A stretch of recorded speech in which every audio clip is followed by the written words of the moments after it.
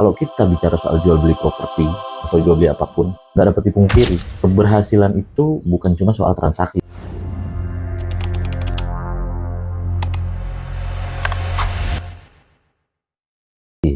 tapi lebih dari itu, tentang gimana caranya kita menjalin hubungan yang baik dan saling percaya antara kedua belah pihak. Kalau kita tarik ke belakang dulu, banyak yang menganggap konsumen itu adalah raja, atau udah menjadi stigma ya di Indonesia.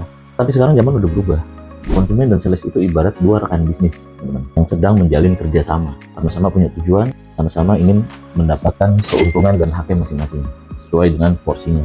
Dan yang paling penting, saling mendukung agar bisa sama-sama sukses dalam mencapai sebuah tujuan atau sebuah transaksi yang baik, saling menguntungkan, tidak ada pihak yang dirugikan, dan yang pasti tidak hanya sebatas transaksional semata. Kenapa sih ini penting? Karena dengan kerjasama yang baik, proses pencapaian goals atau tujuan bisa lebih lancar dan menyenangkan. Ya, konsumen jadi merasa dihargai, begitupun sebaliknya, si sales pun merasa diberikan kepercayaan dan merasa didukung oleh customer-nya untuk memberikan pelayanan yang terbaik. Jadi ingat ya, komunikasi itu kunci.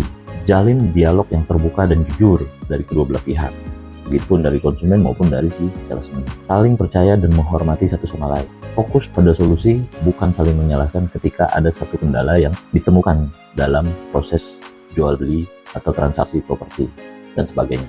Intinya tujuan kita sama, mendapatkan properti yang sesuai dan keuntungan yang adil buat semuanya. Ya, si konsumen itu mendapatkan hak-haknya sebagai konsumen, dan si sales pun menjalankan kewajibannya sebagai salesman dan mendapatkan apa yang menjadi hak mereka.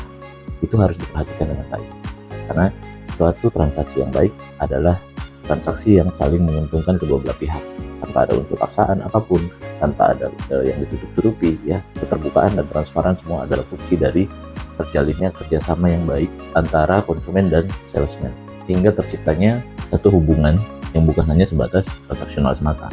Jadi rekan bisnis ke depannya, ya kalau kita udah bicara saling menguntungkan. Jadi perlu diingat, ada kekuatan di dalam kerjasama yang baik itu.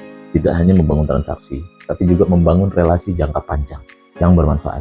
Yuk, kita bangun hubungan saling menguntungkan dan penuh kepercayaan. Buktikan yang terbaik untuk Anda. Terima kasih.